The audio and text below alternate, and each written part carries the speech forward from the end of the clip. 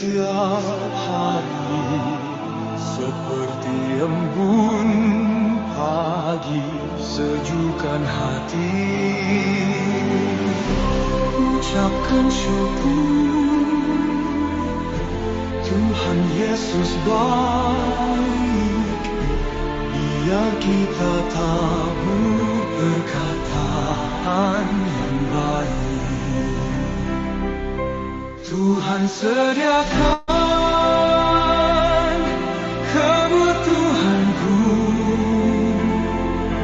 Dia akan cukupkan semua yang ku perlu. Dia sembuhkan semua sakitku, berikan damai sejahtera yang lampaui akalku. Tuhan buka jalan, pimpin semua langkahku.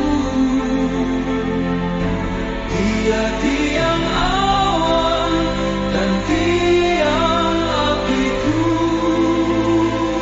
1 Tawarikh 4 ayat 1 sampai dengan yang terakhir.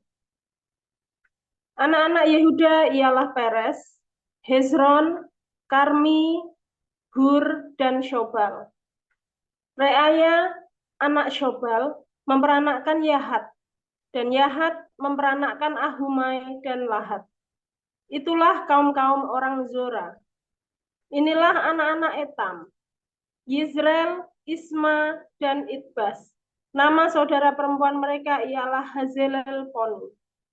Lalu Penuel, bapak Gedor, dan Ezer, bapak Husa. Itulah keturunan Hur, anak sulung Efrata, bapak Betlehem. Asyur, bapak Tekoa, mempunyai 2 istri, yakni Hela dan Naara. Naara melahirkan baginya Ahuzam, Hefer, Temeni, dan orang Ahastari. Itulah anak-anak Naara. Anak-anak Hela ialah Zeret, Yehuzar, dan Etnan. Kos memperanakkan Anub, Hasobeba, dan kaum-kaum Aharhel bin Harum. Yabes lebih dimuliakan daripada saudara-saudaranya. Nama Yabes itu diberi ibunya kepadanya sebab katanya, "Aku telah melahirkan dia dengan kesakitan." Yabes berseru kepada Allah Israel katanya, "Kiranya Engkau memberkati aku berlimpah-limpah dan memperluas daerahku, dan kiranya tangan-Mu menyertai aku dan melindungi aku daripada malapetaka, sehingga kesakitan tidak menimpa aku." Dan Allah mengabulkan permintaannya itu. Kelub, saudara Suha, memperanakkan Mehir, dialah ayah Eston. Dan Eston memperanakkan Bet-Rafa, Paseah, dan Tehina, bapak Ir-Nahas. Itulah orang-orang Reka. Anak-anak Kenas ialah Otniel dan Seraya. Dan anak-anak Otniel ialah Hatat dan Meonotai. Dan Meonotai memperanakkan Ofra. Seraya memperanakkan Yoab, bapak lembah tukang-tukang, karena mereka adalah tukang-tukang. Anak-anak Kaleb bin Yefune ialah Iru, Ela, dan Naam. Dan keturunan Ela ialah Kenas. Anak-anak Yehalalil ialah Zif, Zifa, Tirea, dan Asariel. Anak-anak Ezra ialah Yeter, Meret, Efer, dan Yalon. Itulah anak-anak Bika, putri Fir'aun yang telah dikawini Meret. Perempuan ini melahirkan Miriam, Samai, dan Yisbah, bapak Estemoa. Istri Meret, perempuan Yehuda itu melahirkan Yeret, bapak Gedor, dan Heber, bapak Sofo, dan Yekutiel, bapak Zanoah. Anak-anak istri Hodia, saudara perempuan Naham, ialah Abu Kehila, orang Garmi itu, dan Etema, orang Maaka itu. Anak-anak Simon ialah Amnon, Rina, Hanan, dan Tilon. Anak-anak Yisei ialah Zohet dan Ben Zohet. Keturunan Sela, anak Yehuda, ialah Bapa Leka dan Lada, Bapa Maresa, dan kaum-kaum para pengusaha kain tenan halus di Bet Ashibea. Lalu Yokim dan orang-orang Kozeba, lagi Yoas dan Saraf yang menguasai Moab, dan kemudian pulang ke Bethlehem. Riwayat-riwayat ini tua. Mereka ini adalah tukang-tukang periuk yang diam di Netaim dan Gedera. Mereka diam di sana dan bekerja untuk raja. Anak-anak Simeon ialah Nemuel, Yamin, Yarib, Zerah, dan Saul. Anak orang ini ialah Salum. Anak orang ini ialah Mibsam. Anak orang ini ialah Misma.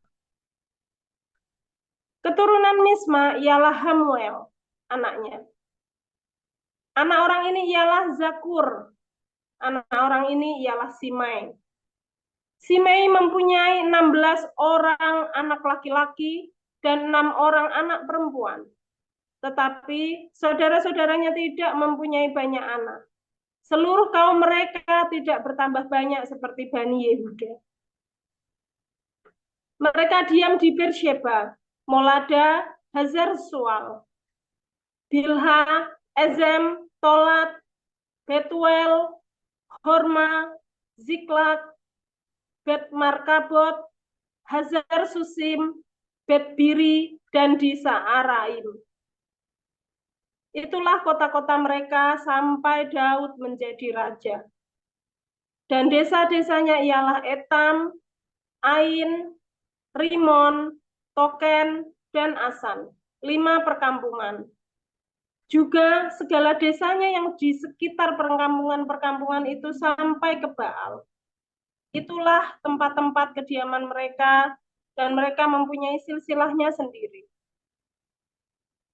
Dan Mesobab, Yamleh, Yosa bin Amazia, Yoel, Yeru bin Yosibia, bin Seraya, bin Asiel, Elioenai, Yaakoba, Yesohaya, Asaya, Adiel, Yesimiel, Benaya, Ziza, bin Sefi, bin Alon, bin Yedaya, bin Simri, bin Semaya. Orang-orang ini yang disebutkan dengan nama-namanya adalah pemimpin-pemimpin di antara kaum-kaum mereka. Keluarga-keluarga mereka makin bertambah banyak. Oleh sebab itu, mereka pindah ke arah Gedor, sampai ke sebelah timur lembah untuk mencari padang rumput bagi kambing domba mereka. Mereka menemui padang rumput yang gemuk dan baik. Negeri itu luas, aman, dan sentosa. Orang-orang yang diam di sana sebelum mereka berasal dari Ham, orang-orang yang namanya tertulis ini datang dari dalam zaman Hizkia, Raja Yehuda, dan memusnahkan kemah-kemah orang Ham dan orang Meunim yang terdapat di sana dan menumpas mereka. Demikianlah sampai hari ini. Kemudian mereka menduduki tempat orang-orang itu, sebab di sana ada padang rumput bagi kambing domba mereka. Dan sebagian dari mereka, dari Bani Simeon, sebanyak 500 orang, pindah ke pegunungan Seir. Sebagai kepala mereka ialah Pelaca, Nearia, Refaya, dan Uziel, anak-anak Yisei. Mereka membinasakan sisa orang Amalek yang telah meluputkan diri. Lalu mereka diam di sana sampai hari ini. Amin. Risalah Rasul pasal 4.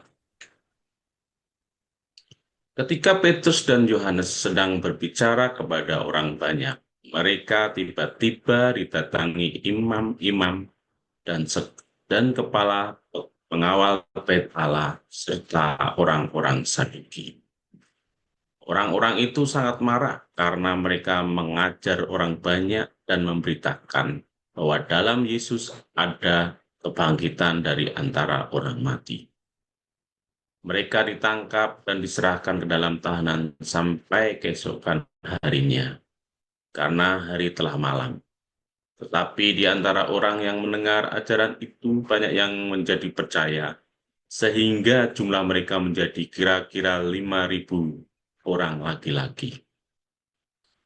Pada keesokan harinya pemimpin-pemimpin Yahudi serta tua-tua dan ahli-ahli Taurat mengadakan sidang di Yerusalem dengan imam besar Hanas dan Kayafas, Yohanes dan Alexander, dan semua orang yang lain yang termasuk keturunan imam besar. Lalu Petrus dan Yohanes dihadapkan kepada sidang itu dan mulai diperiksa dengan pertanyaan ini. Dengan kuasa manakah atau dalam nama siapakah kamu bertindak demikian itu? Maka jawab Petrus penuh dengan Roh Kudus, "Hai pemimpin-pemimpin umat dan tua-tua, jika kami sekarang harus diperiksa karena suatu kebajikan kepada seorang sakit dan harus menerangkan dengan kuasa manakah orang itu disembuhkan, maka ketahuilah oleh kamu sekalian dan oleh seluruh umat Israel bahwa dalam nama Yesus, orang Nazaret yang telah kamu salibkan, tetapi yang telah dibangkitkan Allah di antara orang mati, bahwa oleh karena Yesus itulah orang itu berdiri dengan sehat sekarang di depan kamu. Yesus adalah batu yang dibuang oleh tukang-tukang bangunan, yaitu kamu sendiri. Namun ia telah menjadi batu penjuru. Dan keselamatan tidak ada di dalam Yesus pun juga selain di dalam Dia. Sebab di bawah kolong langit ini tidak ada nama lain yang diberikan kepada manusia yang olehnya kita dapat diselamatkan. Ketika sidang itu melihat keberanian Petrus dan Yohanes dan mengetahui bahwa keduanya orang biasa yang tidak terpelajar, heranlah mereka dan mereka mengenal keduanya sebagai pengikut Yesus. Tetapi karena mereka melihat orang yang disembuhkan itu berdiri di samping kedua rasul itu, mereka tidak dapat mengatakan apa-apa untuk membantahnya. Dan setelah mereka menyuruh rasul-rasul itu meninggalkan ruang sidang, berundinglah mereka dan berkata, tindakan apa yang harus kita akan ambil terhadap orang-orang ini? Sebab telah nyata kepada semua penduduk Yerusalem bahwa mereka telah mengadakan suatu mujizat yang menyolok dan kita tidak dapat menyangkalnya. Tetapi supaya hal itu jangan makin luas tersiar di antara orang banyak, baiklah kita mengancam dan melarang mereka, supaya mereka jangan berbicara lagi dengan siapapun dalam nama itu. Dan setelah keduanya disuruh masuk, mereka diperintahkan supaya sama sekali jangan berbicara atau mengajar lagi dalam nama Yesus. Tetapi Petrus dan Yohanes menjawab mereka, "Silahkan kamu putuskan sendiri, manakah yang benar di hadapan Allah, taat kepada kamu atau kepada Allah. Sebab tidak mungkin bagi kami untuk tidak berkata-kata tentang apa yang telah kami lihat dan yang telah kami dengar." Mereka semakin keras mengancam rasul-rasul itu, tetapi akhirnya melepas mereka juga. Sebab sidang tidak melihat jalan untuk menghukum mereka karena takut kan orang banyak yang memuliakan nama Allah berhubung dengan apa yang telah terjadi. Sebab orang yang disembuhkan oleh mujizat itu sudah lebih dari 40 tahun umurnya. Sesudah dilepaskan, pergilah Petrus dan Yohanes kepada teman-teman mereka. Lalu mereka menceritakan segala sesuatu yang dikatakan imam-imam kepala dan tua-tua kepada mereka. Ketika teman-teman mereka mendengar hal itu, berserulah mereka bersama-sama kepada Allah. Katanya, "Ya Tuhan, Engkaulah yang menjadikan langit dan bumi, laut dan segala isinya, dan oleh Roh Kudus dengan perantara hamba-Mu Daud, Bapa kami, Engkau telah berfirman, mengapa rusuh bangsa-bangsa, mengapa suku-suku bangsa mereka-reka perkara yang sia-sia? Raja-raja dunia bersiap-siap dan para pembesar berkumpul untuk melawan Tuhan dan yang diurapinya. Sebab sesungguhnya telah berkumpul di dalam kota ini Herodes dan Pontius Pilatus beserta bangsa-bangsa dan suku-suku bangsa Israel melawan Yesus, hamba-Mu yang kudus, yang Engkau urapi, untuk melaksanakan segala sesuatu yang telah Engkau tentukan dari semula oleh kuasa dan kehendak-Mu. Dan sekarang ya Tuhan, lihatlah bagaimana mereka mengancam kami, dan berikanlah kepada hamba-hamba-Mu keberanian untuk memberitakan firman-Mu. Ulurkanlah tangan-Mu untuk menyembuhkan orang, dan adakanlah tanda-tanda mujizat-mujizat oleh nama Yesus, hamba-Mu yang kudus. Dan ketika mereka sedang berdoa, goyanglah tempat mereka berkumpul itu, dan mereka semua penuh dengan Roh Kudus, lalu mereka memberitakan firman Allah dengan berani. Adapun kumpulan orang-orang yang telah percaya itu, mereka sehati dan sejiwa, dan tidak seorang pun yang berkata bahwa sesuatu dari kepunyaannya adalah miliknya sendiri, tetapi segala sesuatu adalah kepunyaan mereka bersama. Dan dengan kuasa yang besar, rasul-rasul memberi kesaksian tentang kebangkitan Tuhan Yesus, dan mereka semua hidup dalam kasih karunia yang melimpah-limpah. Sebab tidak ada seorang pun yang berkekurangan di antara mereka, karena semua orang yang punya tanah atau rumah menjual kepunyaannya itu, dan hasil penjualan itu mereka bawa dan mereka letakkan di depan kaki rasul-rasul, lalu dibagi-bagikan kepada setiap orang yang sesuai keperluannya. Demikian pula dengan Yusuf yang oleh rasul-rasul disebut Barnabas, artinya anak penghiburan, seorang Lewi dari Siprus. Ia menjual ladang miliknya, lalu membawa uang itu dan meletakkannya di depan kaki rasul-rasul. Haleluya, firman Tuhan selalu baru setiap hari.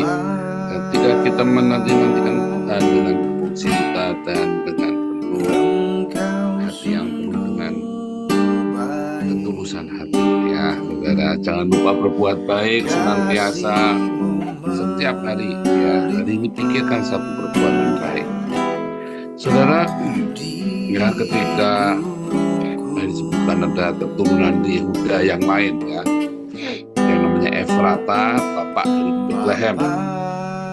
Maksudnya bapak dari Bethlehem itu dialah yang membangun kota Bethlehem, maksudnya begitu ya. Dialah yang membangun kota Bethlehem. Bethlehem itu artinya rumah roti, tetapi di lain artinya adalah rumah perang, ya.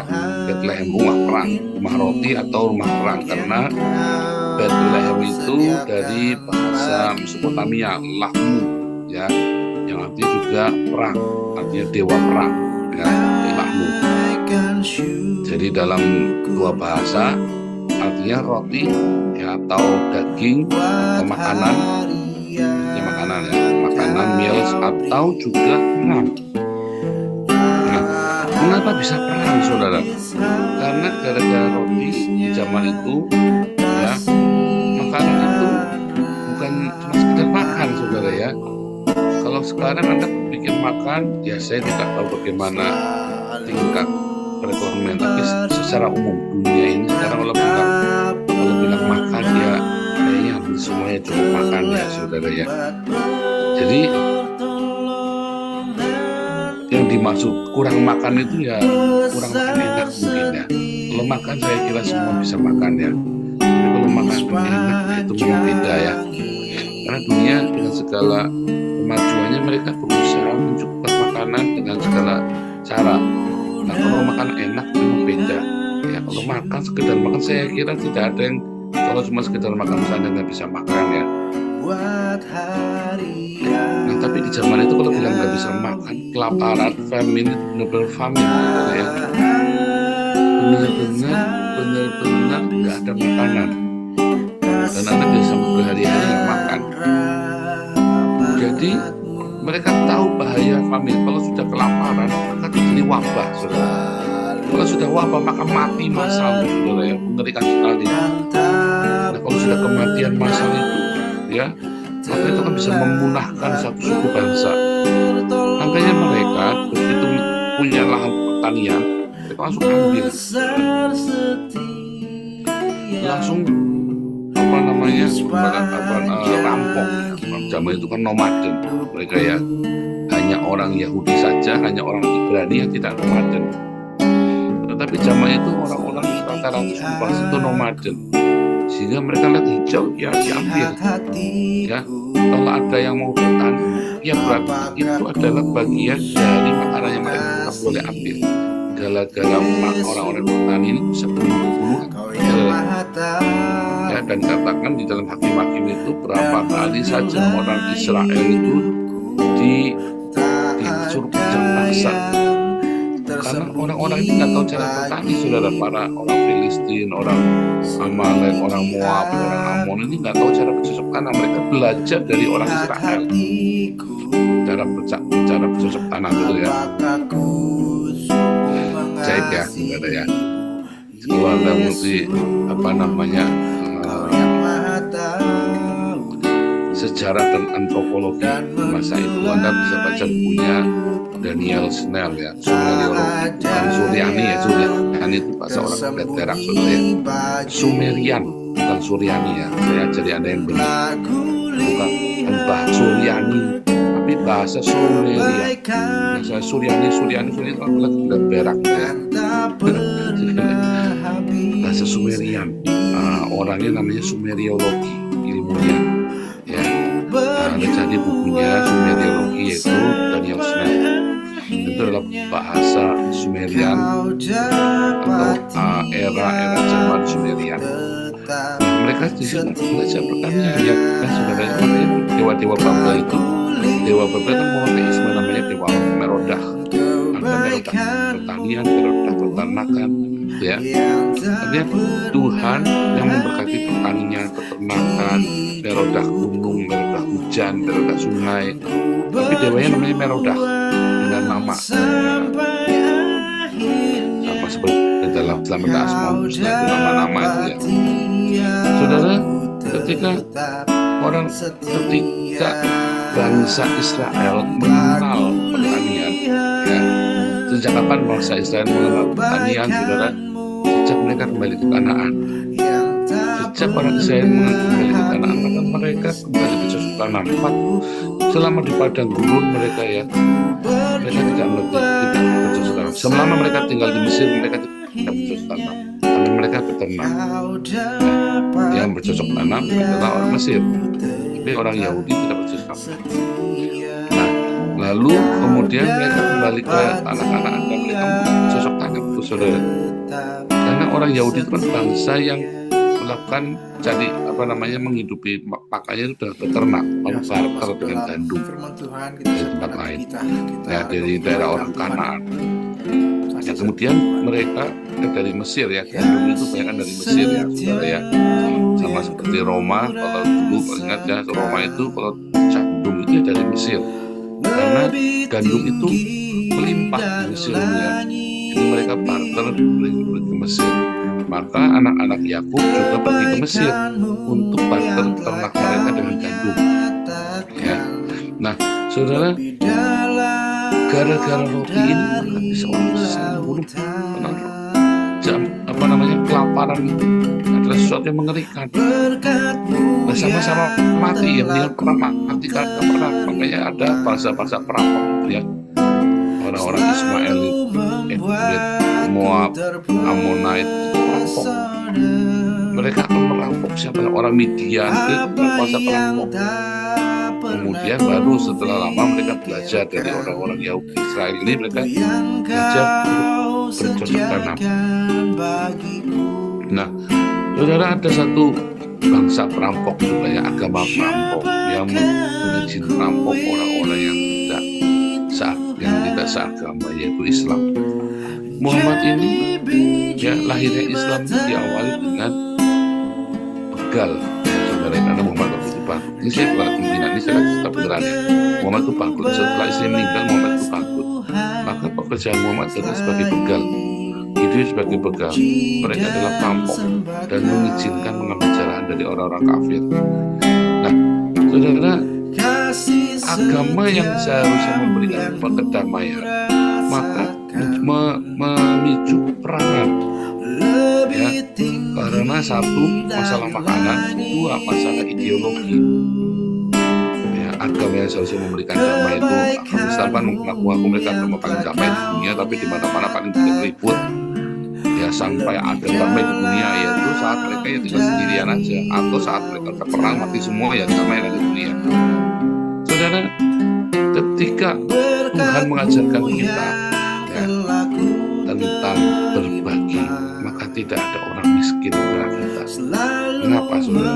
Karena Bethlehem, rumah perang itu, rumahnya dewa perang itu diganti dengan rumah roti, saudara. Bagaimana supaya kita menghindari konflik sosial dalam masyarakat, sosial ekonomi?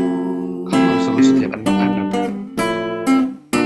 Mari kita sudah belajar ya, menyediakan makanan. Tadi malam ya Anda nonton, di malam ya Koinonia saya cerita tentang kainan putih yang digunakan oleh 7 malaikat yang keluar dari bait suci, yaitu siapa? Gereja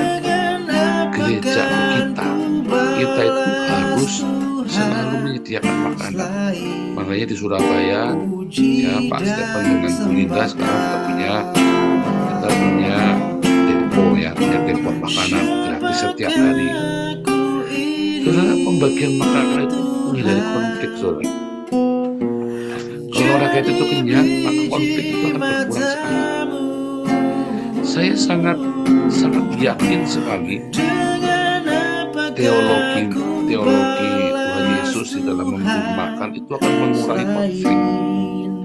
Ya makanya selalu berikanlah pada kami makan secukupnya, kalau lebih maka harus dibagi. Yesus membagi roti, kali-kali diberi contoh memecah roti, membagi roti. Nah namun banyak orang melakukan dengan cara yang salah. Kesalahan yang pertama membagi roti itu, membagi makanan satu. Mereka merasa yang dibagi itu lebih miskin dan kamu boleh seenaknya sendiri waktu bagi. Misalnya Anda kasih makanan bekas, makanan yang sudah basi. Siapa yang masih begitu? Tobat kami saudara. Makanan basi yang dibuang, jangan kasih ke tetangga. Saya dulu sering dikasih makanan basi saudara. Saya sampai gedek-gedek. Saya sering dikasih baju yang sudah sobek-sobek, atau dikasih kasur yang sudah bau, yang sudah hitam saudara. Saya sampai gedek-gedek saudara. Kamu ngasih barang busuk loh. Saya disuruh buang maksudnya. Kalau kamu buang saja. Saya gedek-gedek saudara. Barang busuk dikasihkan ke saya, suruh buang. Nah, kenapa kamu udah buang sendiri? Sudah dibawa ke sini, kamu suruh buang. Dulu saya nggak enakan saudara ya. Kalau sekarang nggak mau ya kasih barang yang penuh ke saya, jangan kasih barang busuk saudara ya. Boleh anak kasih bukan tapi jangan busuk ya saudara ya. Kamu buang sendiri, kelewatan kamu. Bukan bukan. Saya saja kalau ngasih orang barang masih bagus. Kalau jelek buang, barang jelek dibuang, barang bagus kita kasih orang. Jangan terbiasa memberikan barang jelek ke orang, saudara. Kamu tidak suka itu belum tentu jelek, tapi masih bagus. Dibiasain, saudara ya. Karena ketika kamu memberikan yang jelek kepada orang, sebenarnya kamu sedang menghina orang itu, saudara. Ya, biasakan memberikan yang baik sama orang. Nanti kamu diberkati. Kesalahan yang kedua, kamu sambil menghina orang itu. Kamu merasa orang itu tidak layak, sehingga kamu marah-marahi orang itu hanya gara-gara dia menerima pemberianmu. Lalu kamu hina orang itu. Udah bagus Pak, kasih Pak. Itu adalah cara memberi yang salah. Pemberian itu adalah karena kita penuh dengan cinta, bukan karena orang itu miskin kita kasih, saudara. Salah. Tapi karena kita mau berbagi, dan kita mau berbagi kepada orang yang membutuhkan. Jadi kamu tidak boleh menghina dia, saudara, hanya gara-gara dia terima barang dari kamu. Kalau Kalau nggak ada dia, maka kamu tidak ada punya kesempatan untuk sedekah. Yang lain bisa Pak, iya. Yang lain mau melakukan seperti itu. Yang saya maksud, kalau tidak ada orang miskin, maka kamu tidak bisa bersedekah. Karena sedekah yang diperhitungkan Tuhan bukan sedekah bayar makan. Saya nih, dulu sih bayar traktir saya sama Bu Ana makan. Tapi bukan sedekah, saudara. Kamu lagi royal. Kebahagiaan dengan saya. Namanya sedekah itu orang itu benar-benar miskin dan tanpa beri dia makan. Itu namanya sedekah. Sedekah itu tidak asal-asalan. Kamu harus benar-benar ya, jangan waktu zamannya saya lihat pada event itu dulu ya. Orang punya mobil di rumahnya dikasih makanan sama si grupnya event itu gimana? Katanya mau ngasih makan siang gratis. Orang punya mobil, rumahnya gedung dikasih makan. Di filmnya itu ya, itu kan banyak yang kritik itu ya. Mana sih orang punya gede banget, rumah aku dikasih makan. Sementara banyak yang miskin dan kebagian. Saya kemarin nonton di Facebook tuh ya, ada orang bercerita dari gereja atau dari mana. Lalu ada anak kecil lari yang nggak pakai sandal. Om minta om. Langsung dipunyul gitu, terus kasih sama orang yang naik motor. Ini orang ngasih kok caranya seperti itu ya, nggak pas. Dan yang ketiga, memberi itu kepada orang miskin. Kalau kamu memberi kepada orang yang makan kuat, itu namanya bukan bersedekah, itu namanya kamu royal. Ya, jadi tidak sembarangan karena ujung dari Bethlehem, ya, rumah perang itu bisa kamu ubah menjadi rumah roti ketika ada keadilan sosial yang diciptakan oleh Tuhan Yesus, di mana kita diajari berbagi satu sama lain. Mengapa bisa ada perang di dunia ini? Perang di dunia ini ya disebabkan karena makanan, karena roti. Walaupun ada perang yang disebabkan karena agama, perang yang disebabkan karena agama adalah perang yang paling bodoh di dunia. Ya, perang karena agama itu perang paling bodoh, saudara. Paling bodoh. Tapi perang karena makanan itu adalah sebuah perjuangan hidup. Maka ketika kamu berbagi makanan seperti itu, tidak harus ada perang. Makanya lihat mengapa orang-orang Eropa berhenti perang, mengapa orang-orang Islam masih suka perang, mengapa orang Kristen berhenti perang, ya kan? Berhenti perang atas nama agama kan? Karena ada lebih dari cukup makanan buat kita. Sementara orang Islam kelihatannya kaya, tapi mereka nggak punya makan. Ajaib ya. Itulah ironiknya. Itulah Yesus ajarkan bahwa tiada orang yang berkekurangan di antara kita. Tidak boleh sampai ada orang berkekurangan di antara kita. Makanya kita bikin yayasan yang mengelola supaya tepat sasaran. Jangan dikit-dikit utang Pak Enaldo, kasihan saudara ya. Biar Pak Enaldo punya sarang walet 10 biji juga. Nggak boleh. Pak Enaldo sudah nyumbang ke yayasan, sudah masuk ke yayasan. Kamu bisa ngadalin Pak Enaldo, saudara, ngadali. Tetapi kamu nggak bisa ngadalin yayasan. Jadi saya bilang jangan Pak, kalau ada orang jangan dikasih. Kasihkan ke yayasan saja Pak, biar yayasan yang mengelola. Benar saudara ya. Makanya dalam Kisah Rasul dipilih 7 diaken supaya jangan utang-utang. Petrus diutangi terus sama jemaat yang empat, saudara. Ya kan? Yakobus di jemaat utangnya terus kan lama-lama juga nanti akhirnya. Ada 7 diaken yang mengurus pembagian ini, dan itu harus kita percaya.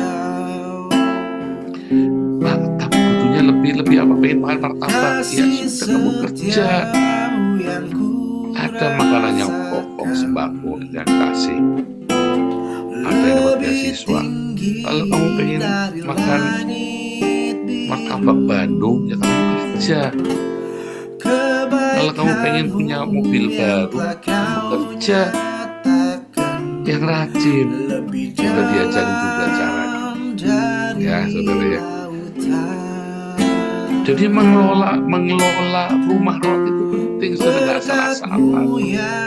Rumah roti itu harus dikelola sehingga tepat pada sasaran. Sebab kalau tidak tepat pada sasaran, maka nanti jadi rumah perang. Tak percuma kita berbagi-bagi aja, percuma karena tidak tepat sasaran. Ya.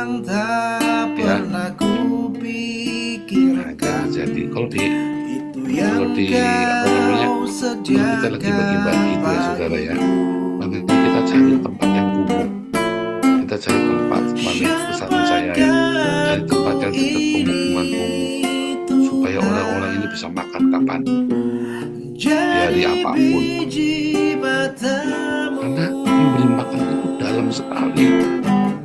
Ya bukan sekedar Anda sedang berbagi cinta, tetapi memberi makan itu adalah sebuah mengelola teritori supaya rumah perang itu menjadi rumah roti, saudara. Ada rumah roti semua ini. Yesus memberkati.